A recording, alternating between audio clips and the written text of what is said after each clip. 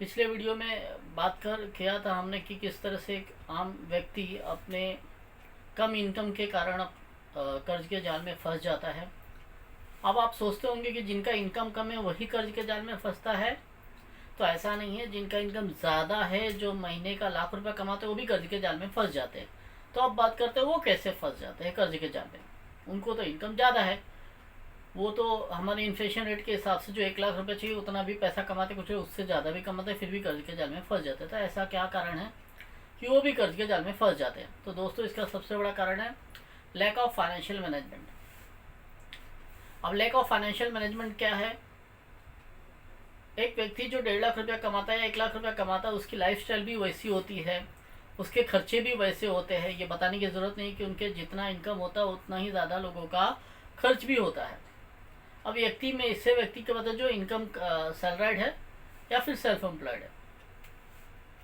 अब होता क्या है, ऐसे व्यक्ति अपने इनकम का, अब नॉर्मल सी बात है, अगर इनकम ज़्यादा है तो कुछ ना कुछ तो करेगा, पैसा जमा करेगा, प्रॉपर्टी खरीदेगा। पैसा जमा करेगा तो वेल एंड गुड है, लेकिन ज़्यादातर लोग प्रॉपर्टी परचेज करते हैं, वो भी अच्छी बात है।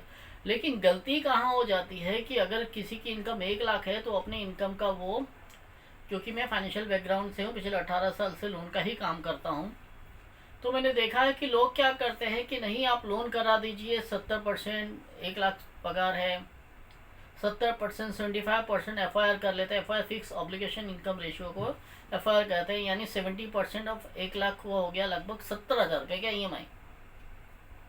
कुछ लोग 75%, कुछ लोग 80% EMI करवा लेते हैं। दोस्तों, ये जो होम लोन होता है ये 1-2 दिन के लिए नहीं होता है, 20 साल के लिए होता है, 15 साल के लिए होता है, 25 साल के लिए होता है। अब इस व्यक्ति ने, जिन्होंने अपना इनकम 70-75% ऑब्लिगेशन करके ले लिया है, EMI करवा के ले लिया है, ऐसे व्यक्ति की 30%, यानी पहले तो 1 लाख थी, अब 70,000 रुपया वो EMI भर रहा है, तो बचा 30,000 रुपया। अगर लाख रुपया इनकम है तो उसकी लाइफ स्टाइल तो 1 लाख रुपये के हिसाब से थी। अब इनकम हो गई कम। अगर फैमिली में कोई कमा रहा है तो ठीक है, नहीं कमा रहा है तो फिर उसको होगा फाइनेंशियल प्रॉब्लम, क्योंकि जो वो लाइफ स्टाइल मेंटेन करता था 1 लाख रुपये में, अब उसे मेंटेन करना पड़ेगा महज 30,000 रुपये में। अगर एक्स्ट्रा अर्निंग कर रहा है तो ठीक है, नहीं तो हो गया बहुत बड़ा प्रॉब्लम। अब ऐसे व्यक्ति के जीवन में, भगवान ना करे, लॉन्ग टर्म में 2 साल, 3 साल, 4 साल बाद ऐसा पाया गया, ऐसा देखा है हमने कि बहुत सारे लोगों का EMI बाउंस होने लगता है। कुछ पारिवारिक मेडिकल एक्सपेंसेस के वजह से, कुछ पारिवारिक, जैसे कि बड़े लोगों का इतना बड़ा सैलरी है तो परिवार में किसी की शादी हुई, कुछ हुआ, उसमें खर्चा हो जाता है, लाइबिलिटी बढ़ जाता है, कुछ पर्सनल लोन भी लेके रखते हैं। तो ऐसे में इनका क्या होता है, EMI जो है, ऑब्लिगेशन जो काफ़ी ज़्यादा बढ़ जाता है, जिससे EMI इनका बाउंस होता है और ये भी कर्ज के जाल में ही फंस जाते हैं। तो ये हो गया लैक ऑफ फाइनेंशियल मैनेजमेंट। अब बात करते हैं दूसरे पॉइंट की, कर्ज लेकर कर्ज भरना। दोस्तों, ये भी बहुत बड़ा मुसीबत है। अब होता क्या है कि ऐसे व्यक्ति ने, जिससे लाख रुपए इनकम था, 1.5 लाख रुपये इनकम था, जो EMI प्रॉपर भर रहा था, किसी कारणवश उसका इनकम टूट गया, नौकरी चली गई, या फिर बिजनेस में कुछ घाटा हो गया जिससे इनकम कम हो गई, या फिर कुछ मेडिकल एक्सपेंसेस हो गया जहाँ पर खर्च ज़्यादा हो गया, जिससे इसका जो इनकम था कुछ समय के लिए बंद हो गया। ऐसे सिचुएशन में वो बंदा क्या करता है, अपने पुराने कर्ज को भरने के लिए एक नया कर्ज लेता है। अब ये नया कर्ज लेता है तो उसका इनकम तो बढ़ा नहीं, ऑब्लिगेशन बढ़ गया। नतीजा ये कि धीरे धीरे करके ये भी कर्ज के मकड़ जाल में फंस जाता है और ज़िंदगी इनकी प्रॉब्लम, अब कॉम्प्लिकेशन हो जाता है, कॉम्प्लिकेटेड हो जाता है, लाइफ इनकी काफ़ी ज़्यादा तकलीफ में आ जाते हैं।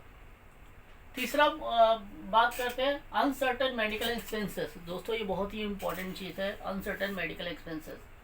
आपने देखा होगा बहुत सारे मेडिकल इंश्योरेंस कराने वाले आपके पीछे पड़ते हैं, तो आप उनको बोलते नहीं अभी नहीं करना, बाद में करेंगे।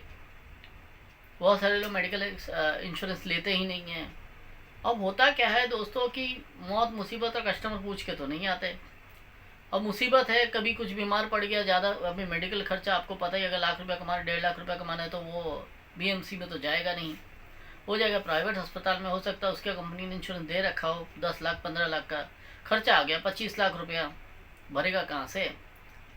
अब ऐसे सिचुएशन में इस व्यक्ति ने तो अपना इंश्योरेंस मेडिक्लेम करवा के नहीं रखा, तो क्या होगा, उस समय के लिए 15-20 लाख रुपए इसको फाइनेंशियल क्राइसिस आ जाएगा। अब बताइए कि 10 लाख 15 लाख रुपए का उसको फाइनेंशियल क्राइसिस है, उसने और पर्सनल लोन लिया, कहीं से और कर्जा किया, उसको पेड किया, अब वो होम लोन भरेगा कि उसको भरेगा?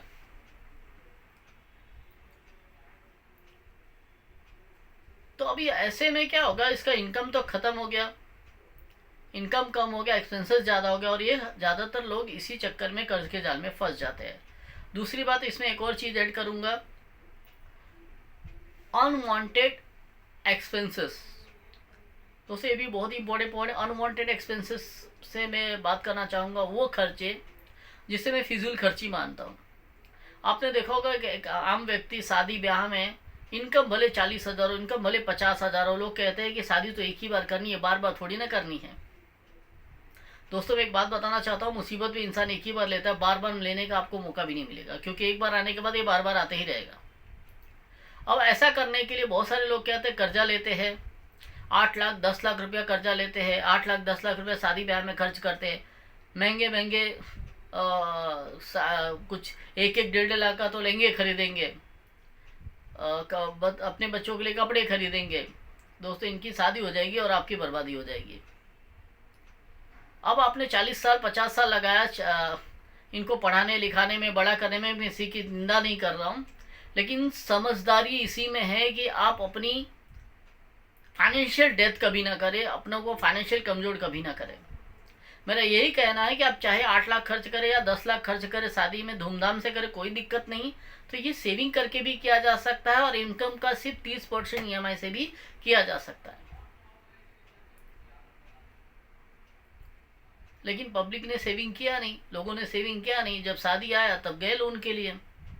अब 40 साल नौकरी की, 40 साल बाद जब थोड़ा सुकून की ज़िंदगी जीने का वक्त आया तो बच्चों की शादी करके उसका EMI भरेंगे। अभी पिछले वीडियो में आप देखिएगा, मैंने फैमिली का एक्सपेंसेस बताया था माय डियर फ्रेंड्स, उसमें मैंने माँ बाप का खर्चा ऐड नहीं किया था। बहुत ही पेनफुल ये वर्ड है कि परिवार में माँ बाप नहीं आते। ये पॉइंट आप नोट डाउन कीजिएगा।